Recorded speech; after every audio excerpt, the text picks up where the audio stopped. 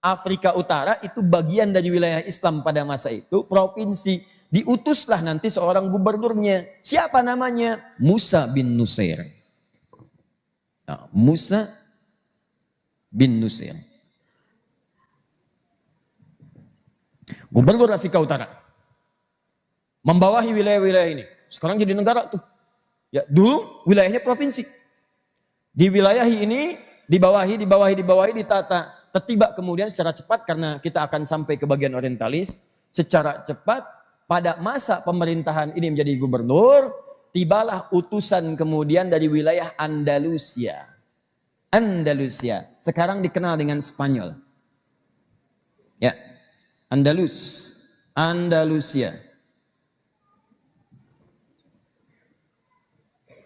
Dulu orang Arab menyebutnya dengan Andalusia. Sampai sekarang di Spanyol itu masih ada wilayah Andalusia. Ya. Singkatnya, datang kemudian menghadap kepada Musa bin Nusair meminta bantuan. Karena pemimpin yang memimpin di wilayah Andalus ini bersikap kejam kepada rakyat. Ya, ada penyiksaan, maaf, ada hukuman yang tidak wajar, rakyat disiksa, dikejar-kejar dan sebagainya. Akhirnya yang paling menarik begini, mereka tuh minta perlindungan kepada umat Islam dan minta bantuan supaya rakyat mereka tuh dibantu. Datang menghadap kepada Musa bin Nusair utusannya, minta dibebaskan dari kekejaman Raja Rodrik. Datang pasukan Gotik kemudian ingin menghancurkan mereka dan seterusnya. Minta bantuan. Maka diutuslah oleh Musa bin Nusair, diteliti terlebih dahulu apakah ini benar atau sekedar hanya provokasi saja untuk mengadu domba antara dua pemerintahan. Maka ketika dilihat, oh benar, ini butuh bantuan. Maka dikirimkanlah seorang jenderal perang yang karismatik, punya giroh yang sangat tinggi, punya kemampuan militer yang hebat, dikenal dengan nama Tariq bin Ziyad. Tariq bin Ziyad.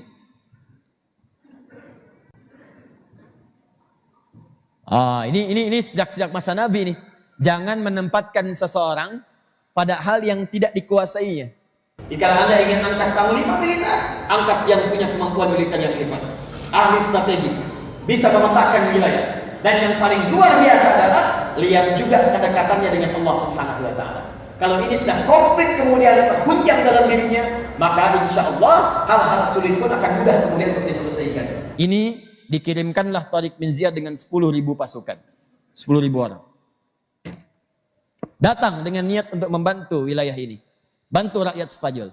Begitu sampai kemudian mengarungi lautannya, sampai kemudian ke selatnya, masuk ke wilayahnya, maka ada bukit di situ.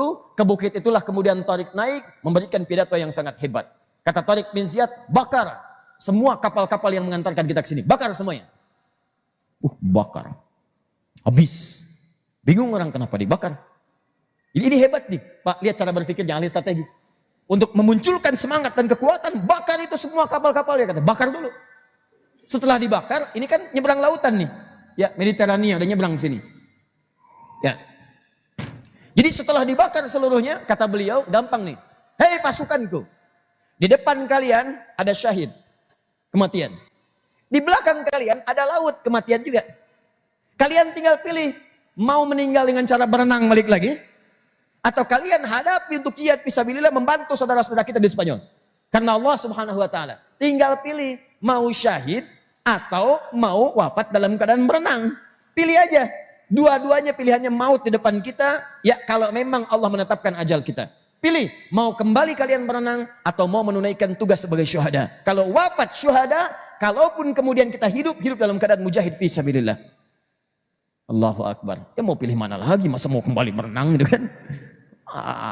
Akhirnya apa yang terjadi? Semua semangat, dikobarkan semangatnya. Maka mereka kemudian dengan izin Allah Subhanahu wa taala ya berhasil kemudian menaklukkan kekejaman pada saat itu. Membantu orang-orang yang ada di Andalusia sehingga mereka bisa hidup dalam keadaan tentram. Yang paling menarik ketika akan kembali ke sini. Setelah tugas selesai ditunaikan membantu rakyat Andalusia.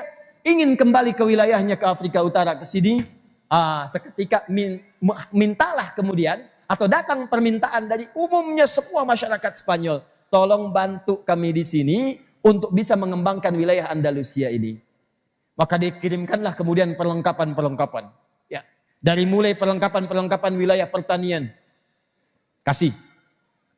Untuk peternakan, kasih.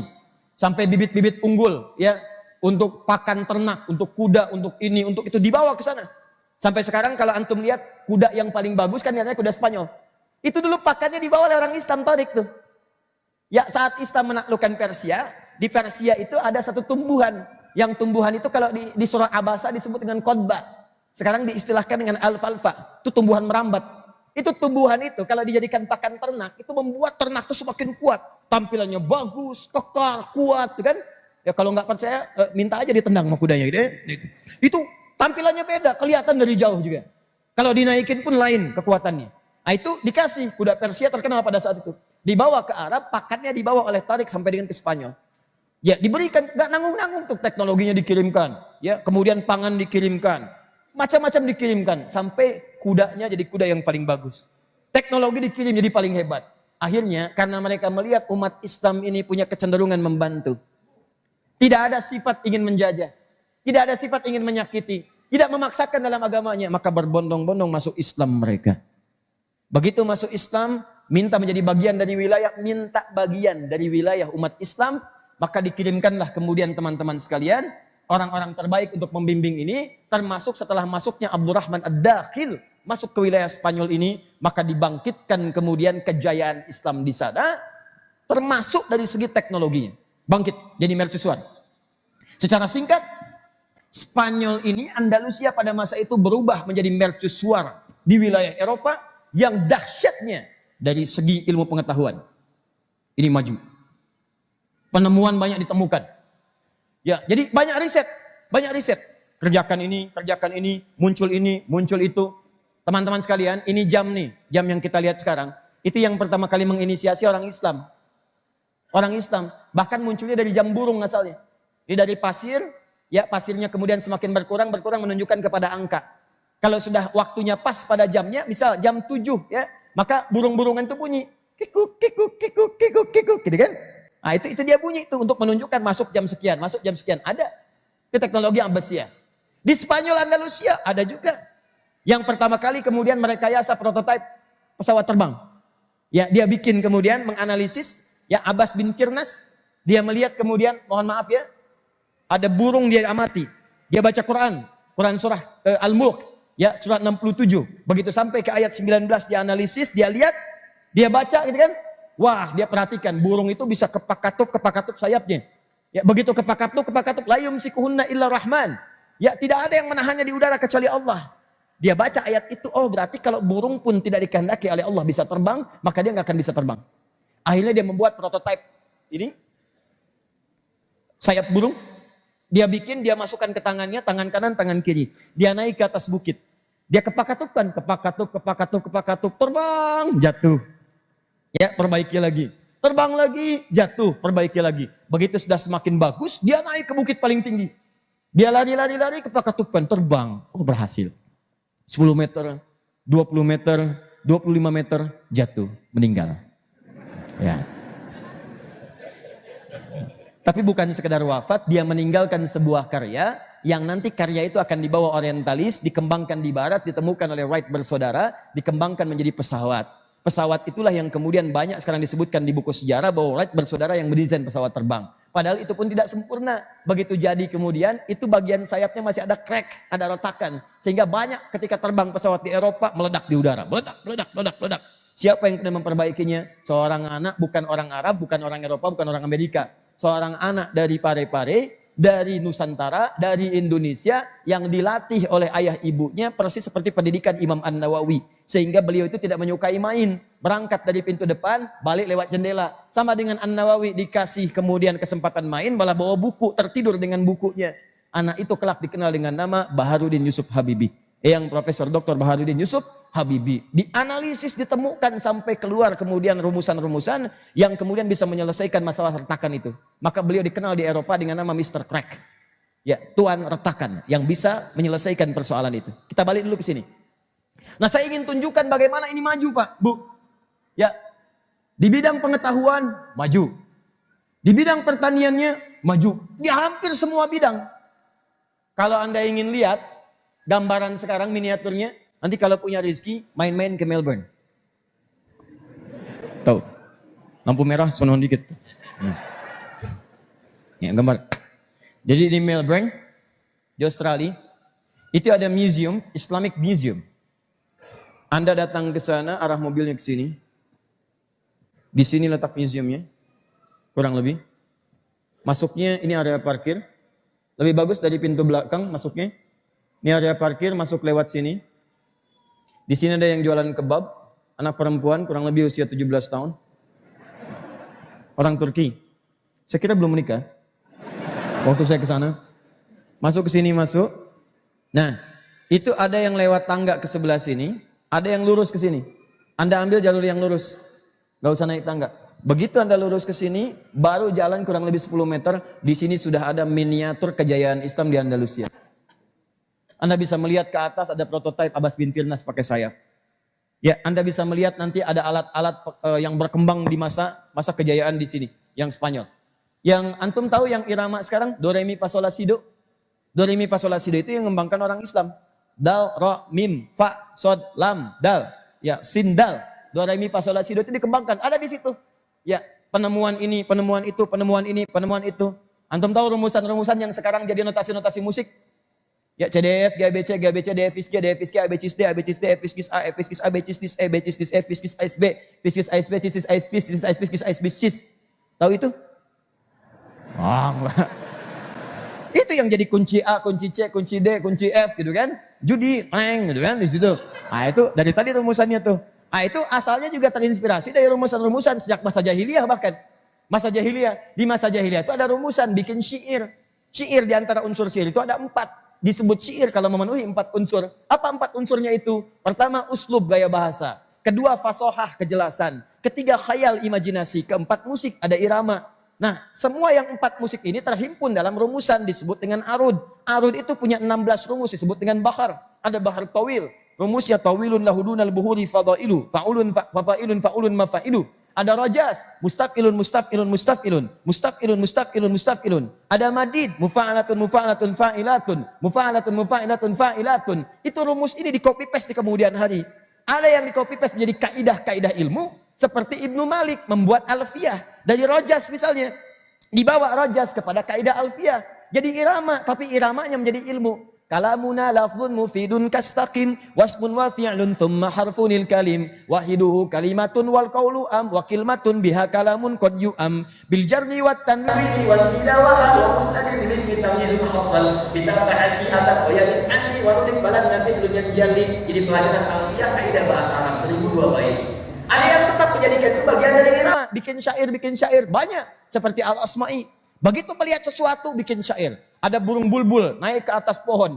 Pohonnya bagus. Di bawahnya ada sungai. Bikin puisi. Sautus safiril bulbuli. Hayyaja qalbi thamiri. Al-ma'u wa zahrum ma'a. Ma'a zahri lahdhul muqali. Fa'anta ya sayyidali wa sayyidi wa maulali. Fakam tayimmuni ghuzailun uqaiqali. Kataftuhu min wadatin fi'li hadhar rajuli. Faqala la faqad qada muharwili. Wal walad wali ya wailali. Fakultu la tuwalwili. Fabayyinu lu'lu'ali. Qalat lau hina kada in harwadi dhul muqali. Kahatan kakailali. Top tabuli. Tuh. Ulangi. Nah, saya buka dulu dengan ini, nanti saya ingin jelaskan. Pasca ada kejadian di sini, nanti semua hasanah itu dibawa nanti kita jelaskan pelan-pelan. Sabar ya. Ini, jadi kan kalau dalam alur itu kadang naik turun supaya dilihat kemana arahnya. Nah ini kalau Anda ingin lihat khazanah semua ini, main ke sini, Anda akan lihat temukan banyak sekali di sini. Ya, termasuk kitab-kitab. Dalam bentuk di sini ada CD, ada juga 3D dan seterusnya. Balik ke sini. Setelah jaya di sini maju, itu umumnya Eropa selain Spanyol itu gelap. Makanya menyebutnya orang-orang Eropa kekinian dengan Dark Age, masa kegelapan. Masa kegelapan. Jadi Anda bayangkan, itu kalau pakai pakaian karung di atasnya, itu termasuk golongan punya di Eropa. Saking gelapnya, nestapa hidupnya, pakaiannya compang-camping, makanan juga banyak yang melarat dan sebagainya, gak ada kemajuan. Begitu melihat kemudian orang-orang Islam di Spanyol, kemudian tiba-tiba maju, sejahtera, hebat, punya peradaban. Maka mereka berbondong-bondong untuk belajar ke sana datang. Datang. Di Portugal dikirimkan utusan ke sana. Ya, di Spanyol sendiri, ya kalangan-kalangan dari masa pada saat itu, dari gereja-gereja menginstruksikan, ayo belajar, datang. Ada yang dari Itali, ada yang dari Portugal, ada yang dari macam-macam. Belajar. Sampai banyak diterjemahkan ke dalam bahasa-bahasa Latin pada saat itu. Ya, contohnya pada tahun 1130 ada yang bernama Raymond pertama, Raymond Senior. Ya, Raymond Senior. Di barat itu ada junior, ada senior. Seperti Neymar, ya. Itu Neymar junior. Nah, tahun 1130 ini beliau orang ini membawa hazanah-hazanah Islam untuk diterjemahkan ke dalam bahasa Latin. Ya, supaya orang Eropa pada maju, pada ikutan maju. Ya, terjemahkan, belajar. Banyak yang belajar ke sini. Dulu teman-teman sekalian, saya katakan pada Anda ya, waktu maju Eropa ini, itu semua orang barat mengagumi orang Islam, termasuk pakaiannya. Di kaidah itu kata Ibnu Khaldun itu seorang sosiolog, bapak sosiolog. Ya, bapak sosiolog punya kitab namanya Muqaddimah, beliau menyampaikan sebuah kaidah. Biasanya orang yang ketinggalan itu selalu kagum dengan orang maju. Sehingga semua perilaku orang maju itu ditiru. Pakaian diikuti, ya. Cara hidup diikuti, model rambut diikuti. Sekarang lihat tuh. Sekarang yang maju wilayah Eropa, Amerika. Semua kadang-kadang kalau pengen dilihat maju itu diikutin tuh. Padahal di sananya belum tentu disebut maju. Silakan cek. Sana pakai dasi, sini pakai dasi. Sana pakai jas, sini pakai jas. Sana rambutnya dicet, ikutan dicet, ya. Coba tuh. Kadang ada bagian tertentu yang tidak paham pun diikuti juga. Yang paling bahaya adalah sesuatu yang tidak dipahami itu dampaknya buruk tiba-tiba diikuti. Contoh, di sana ada yang dilubangin satu telinga, ikut dilubangin. Padahal di sana itu kalau dilubangin satu, misal kanan dilubangin, itu artinya homo. Artinya homo. Kalau lubangin satu. Kalau dua-duanya dilubangin, homo yang satu ini sudah bergaul dengan homo yang lain. Tuh. Diikutin di sini lubangin satu. Ini yang paling bahaya. Makanya Nabi jauh-jauh hari bikin ketentuan. Man tashabbaha biqaumin fahuwa minhum. Orang-orang yang menyerupai orang yang tidak jelas, kebiasaan yang tidak diketahui, ujung-ujungnya bisa mengikuti perilakunya. Makanya orang-orang ini ketika membuat sebuah keadaan yang tidak benar, diikuti kemudian pada yang tidak dia ketahui, perilakunya ikut diikutin. Silakan Anda cek. Kalau udah mulai Anda menindik sesuatu, melubangi sesuatu, kemudian mengecat dengan tidak benar dan sebagainya, diikuti semua itu, maka perilakunya pun akan otomatis akan terikuti. Ini yang disampaikan oleh Nabi jauh-jauh hari. Nah dulu situasi itu tertukar. Orang Eropa kagum dengan orang Islam. Pakaian yang paling dikagumi bukan yang seperti sekarang. Mereka itu akan senang menggunakan jilbab, bu, yang perempuan. Kalau nggak pakai jilbab, rasanya nggak modern. Tuh, orang Eropa dulu. Anda buka file-file, Google, tanyakan Google. Klik Google. Tampilkan gambar misalnya. Ya, Ratu Eropa di zaman-zaman masa abad 19. Muncul gambarnya. Anda lihat yang di Polandia, Anda lihat bahkan yang di Inggris. Ya, keturunan Elizabeth yang sebelumnya tuh, sebelumnya Anda silahkan cek, pakai kerudung. Kalau nggak percaya silahkan. Tuh, sampai jatuh kaget. Ya, pakai jubah. Dikagum, kalau nggak pakai jubah itu nggak modern. Kalau nggak pakai gamis nggak modern.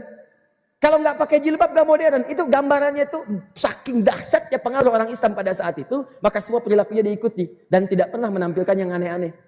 Kalau pakaian itu silahkan sesuai modelnya, nggak ada ikatan.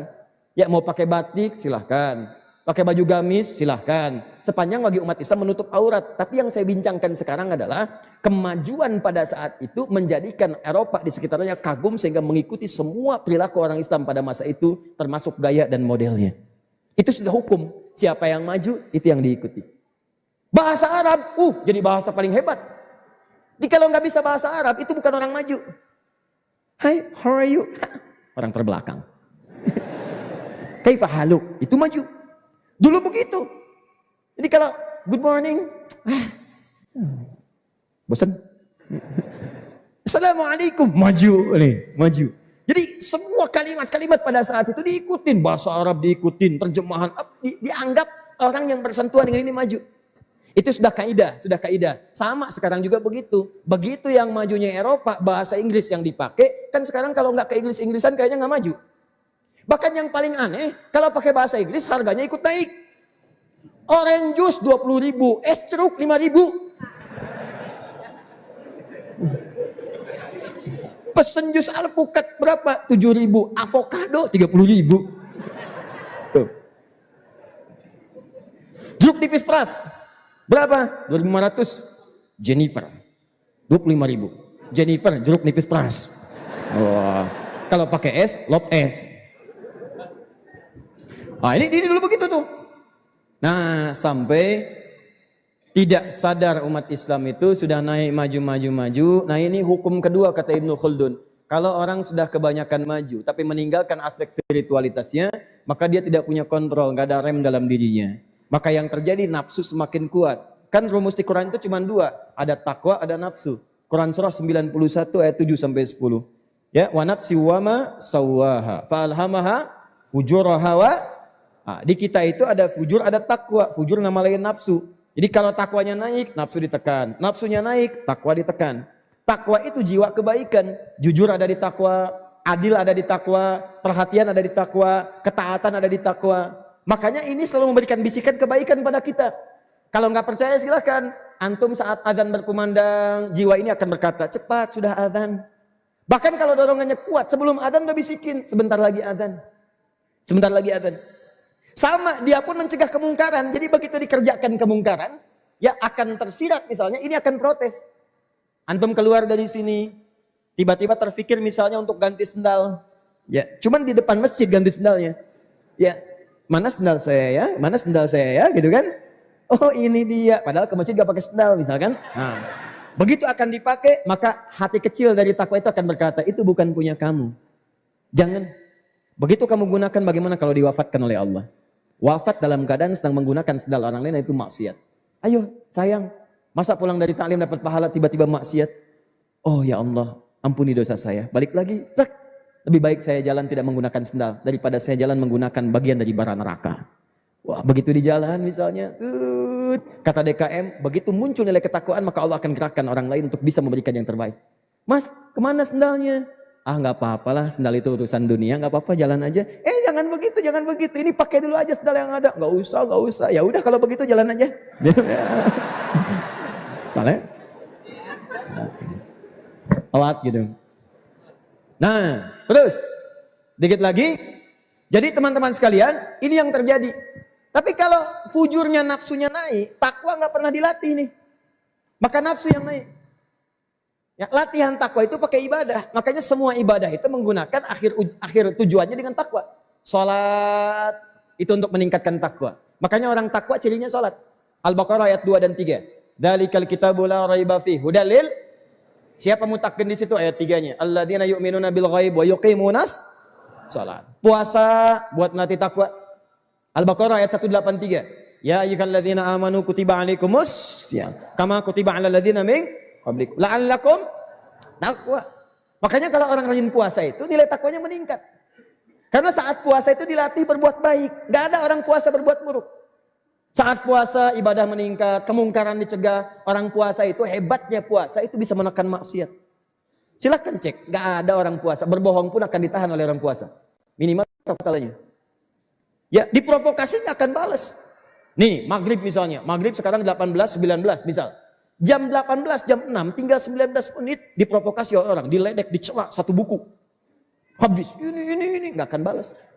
Gak akan balas, takut batal puasa. Ditanya sama teman, kenapa gak dibalas? Biasanya kamu balas, nanti habis maghrib deh. Habis maghrib tuh.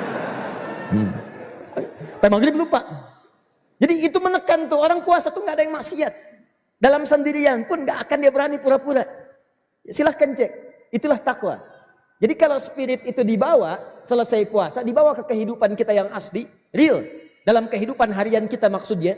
Ya, bukan latihan saat puasa kita jalani, itu akan terbawa spiritnya. Ada yang nawarin yang tidak bagus, tolak. Ada yang ngajak provokasi, tinggalkan. Ada yang ngajak mencela, jauhi. Itulah spiritnya takwa. Haji, takwa. Buka Quran surah kedua, ayat 197, paling kanan sebelah atas. Al-hajju asyhurum ma'lumat, faman farada fihinna al-hajja, fala rafatha, wala fusuqa, wala jidala fil hajj. Wa ma taf'alu min khairi ya'lamhu Allah, wa tazawwadu fa inna khairaz zadi taqwa. Takwa. Jadi kalau Anda kerjakan semua itu, rajin puasa, rajin sholat, sunnah dikerjakan, baca Quran, ya umrah, haji, zikir, takwa. Kalau ininya naik, maka nafsu akan ditekan. Turun. Maka kesempatan untuk berbuat maksiat hilang. Tapi yang paling dahsyat, kalau takwanya itu luntur, yang muncul nafsunya, ini yang paling bahaya. Inilah kemudian yang terjadi pada akhir-akhir kekuasaan orang-orang Islam di sini. setelah 7 abad kemudian ada di situ membangun negeri, tapi yang terjadi nafsunya banyak yang naik, takwanya turun. Sehingga terjadilah kemudian persengketaan yang dimanfaatkan oleh murid-murid keturunan seilmu oleh Abdullah bin Sabah dulu. Maka dipecah keadaannya di situ. Mulai disisipkan rasa takut kalau kekuasaan itu akan hilang. Nanti kamu nggak bisa jadi raja lagi, statusnya turun. Ya, status turun. Dari raja turun jadi orang biasa. Kemudian nih lihat nih ada orang-orang yang berpotensi menggantikan kamu. Nih lihat nih kalau kamu begini nanti orangnya akan begini. Ada lagi, mumpul lagi di atas, manfaatkan. Ini kan orang kaya, orang hebat, ayo manfaatkan. Mulailah kemudian menyentuh sesuatu yang haram. Mula-mula minuman biasa-biasa, setelah itu minum-minum, setelah macam-macam dan sebagainya. Apa yang terjadi? Karena larut dalam kekuasaan lupa, akhirnya sisi lain dari Eropa yang merasa orang Islam mengambil wilayahnya. Akhirnya mereka menyiapkan serangan, kumpul, dipelajari, dilengkapi senjata dan sebagainya, diinstruksikan. Maka yang terbesar adalah menyatunya 2 faksi, yang satu dipimpin oleh seorang bernama Ferdinand, dan yang kedua seorang ratu bernama Isabella. Menyatulah 2 kekuasaan raja besar ini, 2 kekuatan, lalu mereka kemudian bersekutu, menghancurkanlah kemudian sisa terakhir, ya kejayaan umat Islam di Spanyol yang berpusat di Granada. Maka dihancurkan habis. Selesai semua. Yang paling dahsyat, ini yang paling memilukan, setelah semua kemudian dikeluarkan, tadinya ditipu dulu. Ini luar biasa. Jadi masuk ke raja yang terakhir, dikatakan kepada keponakannya, kalau kamu bisa mengeksekusi paman kamu ini, ya maka kami akan berikan Granada, kamu aman. Ya, karena kekuatan kami lebih besar. Maka apa yang terjadi? Dia kemudian membawa senjata, membunuh pamannya. Setelah dibunuh, ternyata dia dieksekusi juga. Ya, apa jawabannya? Lihat, paman sendiri aja dibunuh, apalagi kita yang tidak punya kekerabatan dengan dia. Maka dieksekusi orang ini, habiskan semuanya, dan penduduk Spanyol, Andalusia yang muslim pada saat itu dipaksa. Anda pindah keyakinan pada saat itu, pindah keyakinan, kalau tidak kami eksekusi. Maka tidak sedikit kemudian yang dieksekusi. Antum silahkan cek dalam sejarah. Ada yang dimasukin ke roda, diikat begini di roda, rodanya diputar, habis semua tulang-tulangnya. Ada yang kemudian kepalanya dipancung, ada yang kemudian ditombak dari bawah sampai dengan ke atas, disimpan. Jadi dilukiskan darah umat Islam itu sudah masuk sampai dengan ke tumit pada saat itu, menyebar. Ya, luar biasa. Habis sampai disebutkan kemudian lautnya memerah, ya sungai-sungai memerah, itu ilustrasi untuk menunjukkan banyak yang dibantai pada saat itu. Ya, singkatnya terjadi perubahan besar-besaran, diambil alih kemudian kekuasaan.